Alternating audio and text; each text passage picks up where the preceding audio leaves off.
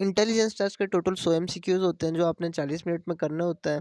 Intelligence test verbal और non verbal portion पे मुश्तमिल होता है। वर्बल बिस्मिल्लाहिर्रहमानिर्रहीम। मैं उम्मीद करता हूँ आप सारे लोग ठीक होंगे। आज मैंने आप लोगों को बताना है कि पाकिस्तान एयरफोर्स को आप मैट्रिक के बाद किस तरह ज्वाइन कर सकते हैं और कौन कौन से टेस्ट हो सकते हैं, वो लड़कियों के लिए भी और लड़कों के लिए भी, दोनों के लिए मैंने बताना है। पाकिस्तान एयरफोर्स में आप कौन कौन सी पोस्ट पे जा सकते हैं और कौन कौन से टेस्ट से आपको गुजरना पड़ेगा। सबसे पहले welcome back to my channel. अगर आप मेरे चैनल पे अभी तक न्यू है, आपने चैनल को सब्सक्राइब नहीं किया तो चैनल को सब्सक्राइब कर दें और बेल आइकन प्रेस कर दें। तो चलते हैं, मैं बताता हूँ आप लोगों को। सबसे पहले आप अगर ज्वाइन करते हैं तो आपको पता होना चाहिए कि आप किस किस पोस्ट के लिए ज्वाइन कर सकते हैं। तो मैंने सबसे पहले आपको ये बताना है कि मैट्रिक के बाद आप इस पोस्ट के लिए जा सकते हैं। उसके बाद सीधा सीधा मैं आपको ये बता दूंगा कि भाई टेस्ट जो एकेडमिक टेस्ट में क्या क्या होगा और उसका जो पैटर्न है मैंने पैटर्न बता देना है, और बाकी का जो सारी डिटेल होगी वो मैं नेक्स्ट वीडियो में अपलोड कर दूंगा। मैट्रिक के बाद आप लोग arrow trade, PF and DI के लिए, उसके बाद प्रोवेस्ट ट्रेड के लिए, जीसी के लिए, फायर फाइटर के लिए और स्पोर्टमैन के लिए आप जो है आप ज्वाइन कर सकते हैं। और ख़वातीन भी इसमें ज्वाइन कर सकती हैं। एफएम फीमेल मेडिकल असिस्टेंट में आप अप्लाई कर सकती हैं। अब इनका प्रोसीजर क्या होगा और किसके लिए क्या चाहिए वो जो डिटेल में वीडियो है वो मैं नेक्स्ट बता दूंगा। लेकिन इन सब का जो टेस्ट होता है, एयरमैन का जो टेस्ट होता है, वो मैंने आपको बता देना है कि इसका टेस्ट बेसिकली क्या होता है। आइए मैं बताता हूँ टेस्ट के बारे में। एयरफोर्स ज्वाइन करने के लिए आपको इन टेस्ट से गुजरना पड़ेगा। सबसे पहले जो होता है इंटेलिजेंस टेस्ट होता है। इंटेलिजेंस टेस्ट के बाद आपका होता है एकेडमिक टेस्ट। एकेडमिक टेस्ट के बाद मेडिकल टेस्ट होता है और फिजिकल टेस्ट होता है। अब मैंने आपको ये बताना है कि इंटेलिजेंस टेस्ट क्या, उसमें क्या क्या होता है और ये आता कहाँ से है। सेम इसी तरह एकेडमिक बताऊंगा और मेडिकल और फिजिकल टेस्ट बताऊंगा। फिजिकल टेस्ट जो है वो एरोट्रेड का नहीं होता। बाकी जितनी भी पोस्ट हैं वो चाहे जीसी हो, फायर फाइटर हो, जो भी हैं उन सब के लिए होता है, सिर्फ एरोट्रेड के लिए नहीं होता। Verbal and non verbal intelligence test जो है वो टोटली 100 नंबर का होता है। 100 एमसीक्यूज होते हैं उसमें से, और 40 मिनट में 40 मिनट में 100 एमसीक्यूज करने होते हैं। अब इसका प्रोसीजर क्या है। 100 एमसीक्यूज हैं। और verbal and non verbal, verbal कौन से होते हैं, वर्बल नॉन वर्बल वो होते हैं जो शक्लों वगैरह पे मुश्तमिल होते हैं, और वर्बल वो होते हैं जिस तरह cat is to kitten, as dog is to dash. खैर ये मैं डिटेल में एक नेक्स्ट वीडियो अपलोड कर दूंगा। अभी इतनी डिटेल में अगर मैं चला गया तो वीडियो बहुत लंबी हो जाती है। उसके बाद मैंने ये बताना है कि एकेडमिक टेस्ट में क्या क्या आता है। एकेडमिक टेस्ट में सबसे जो पहला टेस्ट होगा वो इंग्लिश का होगा। और इंग्लिश के टोटली आपने 50 एमसीक्यूज में से 50 एमसीक्यूज करने होंगे 20 मिनट में। 20 मिनट में 50 एमसीक्यूज इंग्लिश के करने होंगे। 25 एमसीक्यूज 15 मिनट में करने होंगे फिजिक्स के। और अगर आप फीमेल मेडिकल टेक्नीशियन में हैं तो आपको फिजिक्स की जगह बायो होगी, अदरवाइज यहाँ पे मैथ होती है। ठीक है।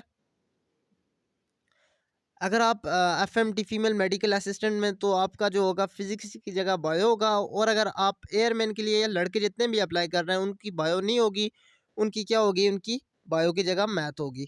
तो उसके बाद होता है पर्सनैलिटी टेस्ट। पर्सनैलिटी टेस्ट में कोई फेल पास नहीं होता, लेकिन ये होता है कि पर्सनैलिटी टेस्ट के बारे में मैं एक वीडियो अपलोड कर चुका हूँ।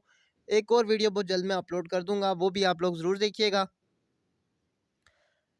पर्सनैलिटी टेस्ट में जो होता है आपको ये चेक करते हैं कि आपका ज़हनी रुझान किस तरफ है। इसमें फेल या पास नहीं होता, लेकिन इसमें एक एमसीक्यूज ऐसा होता है कि अगर आप उसे गलत कर देंगे तो आपका पर्सनैलिटी टेस्ट के ऑल ओवर टेस्ट फेल हो जाता है। तो एकेडमिक टेस्ट में जो टाइम अलाउड होता है वो 60 मिनट अलाउड होते हैं ओवरऑल। इंग्लिश सॉरी 60 जो होता है टोटल क्वेश्चन 100 होते हैं और 60 मिनट अलाउड होते हैं। इंग्लिश के लिए 50 एमसीक्यूज होते हैं, फिजिक्स के 25 एमसीक्यूज होते हैं और मैथ के 25 एमसीक्यूज होते हैं। अगर आप एफएम में हैं फीमेल मेडिकल असिस्टेंट तो आपकी मैथ की जगह बायो होगी। और अगर आप एयरमैन या कोई लड़का अप्लाई जो कर रहा है उसकी मैथ की जगह, उसकी बायो की जगह मैथ होगी। तो ये बात आपने ज़हन में रखनी है कि लड़कियों ने मैथ की तैयारी नहीं करनी है, आपने मैथ की जगह बायो की तैयारी करनी है। अब मैं आपको बताता हूँ कि इनका सिलेबस क्या है। अब इंग्लिश है तो इंग्लिश का जो ज़्यादातर आप वो चीज़ चेक करते हैं, कैंडिडेट की परफॉर्मेंस चेक करते हैं कि इंग्लिश में प्रेपोजिशन ज़्यादातर होता है। और जो ग्रामर होती है बेसिक ग्रामर पूछते हैं, इसमें कोई चीज़ मुश्किल नहीं होती। और जो कुछ क्वेश्चन ऐसे होते हैं जो वोकैबुलरी चेक करने के लिए आपको भेज देते हैं, पूछ लेते हैं, उसमें काफ़ी कुछ पंक्चुएशन भी होती है, एक्टिव पैसिव भी होते हैं। एंड ग्रामर के मुतालिक जो चीज़ें होती हैं ज़्यादातर जो होता है वो पार्ट ऑफ स्पीच होते हैं, एडजेक्टिव प्रीपोजिशंस, और ज़्यादा से ज़्यादा जो एमसीक्यूज होते हैं वो प्रीपोजिशन में से होते हैं। तो इसलिए आपने पार्ट ऑफ स्पीच सारे ही करने हैं, लेकिन प्रीपोजिशन जो है उससे ज़्यादा फोकस करना है। उसके बाद एक्टिव पैसिव। अब बात आ जाती है फिजिक्स की। तो फिजिक्स थोड़ी टफ होती है, तो इसलिए फिजिक्स की अच्छे से तैयारी कीजिएगा। फिजिक्स जो आपकी होती है वो 9-10 की फिजिक्स होती है, लेकिन इसमें जो ज़्यादातर चीज़ें रिपीटेड हैं वो न्यूटन लॉज हैं, और उसके बाद जो कॉमन चीज़ें हैं इसमें first law, second law, third law Newton के ये वाली। और उसके अलावा जो 10th की जो फिजिक्स में ना साउंड वाला जो सबक है, साउंड वाले सबक से बड़ी क्वेश्चन आए हुए थे। पिछली दफ़ा मैंने 2206 एंट्री में टेस्ट दिया था, तो अल्हम्दुलिल्लाह मेरा टेस्ट पास हो गया था। लेकिन ये था कि जिस दिन मैंने टेस्ट दिया था उसी दिन उन्होंने इंटरव्यू लिया था, तो इसलिए मैं इंटरव्यू में उनने ऐसे क्वेश्चन पूछे, क्योंकि उनकी पूरी कोशिश थी और इंटरव्यू की तैयारी नहीं थी पिछली साल। उस टाइम मुझे इतना फोकस भी नहीं था, मेरा फर्स्ट फर्स्ट टाइम था, तो इस वजह से वो मैं अच्छे से दे नहीं पाया। बहरहाल ये है कि ये जो पीएएफ के जो टेस्ट होते हैं ये कोई इतने मुश्किल नहीं होते। आप लोग अगर थोड़ी भी तैयारी करते हैं तो हो जाते हैं। अब मैथ की बात आ जाती है, तो मैथ में जो कैलकुलेशन के ज़्यादातर क्वेश्चन होते हैं, स्टेटमेंट वगैरह उन्होंने दी होती है। उसके बाद ये होता है कि सब्जेक्ट में जो ज़्यादातर होता है एमसीक्यूज़, ऐड सब्ट्रैक्शन, और उसके बाद लॉगरिथम में से आते हैं। और भी बहुत सारे जो कॉमन क्वेश्चन होते हैं, कॉमन कैलकुलेशन वगैरह वो पूछी होती है उन्होंने, और कोई चीज़ इसमें कोई डिफ़िकल्ट नहीं होती, ऐड सब्ट्रैक्ट ही होता है। और मल्टीप्लिकेशन के थोड़े से क्वेश्चन आ जाते हैं, ज़्यादातर जो आते हैं उसमें से ये भी पूछ लेते हैं कि हाँ इनमें से कौन सी क्वाड्रेटिक इक्वेशन है, कौन सी लीनियर इक्वेशन है, ये वो फार्मूला कौन सा होता है। और ये जो बेसिक फार्मूला जो है a cube plus b cube is equal to what, a square plus b square is equal to, sorry, a square minus b square is equal to what, a plus b का whole square is equal to what, बस इस तरह के question होते हैं। इसमें overall कोई चीज़ मुश्किल नहीं होती। मैथ इंतहाई ईज़ी सब्जेक्ट है। जो ज़्यादातर जो चांद वो क्वेश्चन जो मुश्किल होते हैं, वो मुश्किल होते हैं कौन सी बुक के? फिज़िक्स के। तो फिज़िक्स की तैयारी आप लोग करके जाइएगा। उसके बाद बात आ जाती है किसकी? बात आ जाती है इसमें कि मार्किंग किस तरह की होती है। तो मार्किंग इसमें कोई नेगेटिव मार्किंग नहीं होती। अगर आप 2 एमसीक्यूज़ अगर ठीक करते हैं, तीसरा गलत कर देते हैं, तो इससे ये नहीं होगा कि आपके जो पहले 2 आपने ठीक किए हैं उसमें से कोई काटेगा, नहीं। इसमें नेगेटिव मार्किंग नहीं होती। इसमें जो मार्किंग होती है वो अगर आपका ठीक है तो ठीक है, नहीं तो कोई इसमें कोई नहीं। ज़्यादा से ज़्यादा आप कोशिश करें कि अगर आपको नहीं भी आते क्वेश्चन, तो आप ज़्यादा से ज़्यादा अटेम्प्ट करें। अगर आप अटेम्प्ट करते हुए आपको ऐसा पता चलता है कि यार बीच में कुछ क्वेश्चन ऐसे हैं जो आपको नहीं आते, तो आपने घबराना नहीं है। आपने ऐसा करना है कि उन्हें स्किप कर देना उस टाइम, और last time at the end of test आपने ऐसा करना है कि सारे के सारे वो क्वेश्चन जो है उन पे तुक्का मारना है। छोड़ के मत आना, उन पे तुक्का मारना है। इंशाल्लाह तुक्के से कुछ ना कुछ आपका हो ही जाएगा।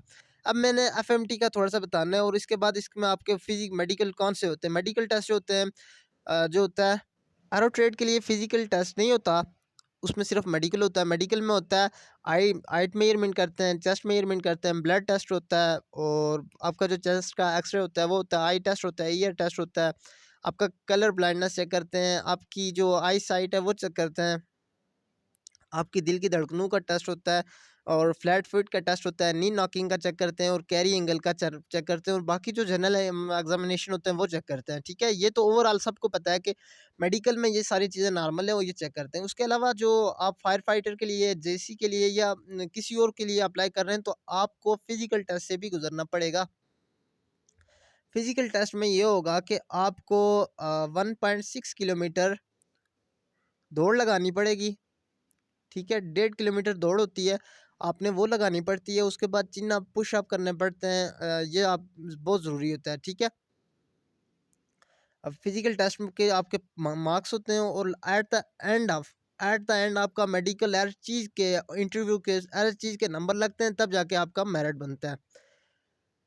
अब मैंने आपको बताना है कि एफएम में जो है फीमेल मेडिकल असिस्टेंट के लिए क्या क्या एजुकेशन रिक्वायर्ड है, और बायो में कितने percent, matric with science biology इसकी पहली रिक्वायरमेंट है। आपने 65% नंबर के साथ मैट्रिक पास की हो विद बायो, और आपकी जो एज है 16 से 20 साल। ठीक है, हाइट रिक्वायरमेंट क्या है? 5 फीट।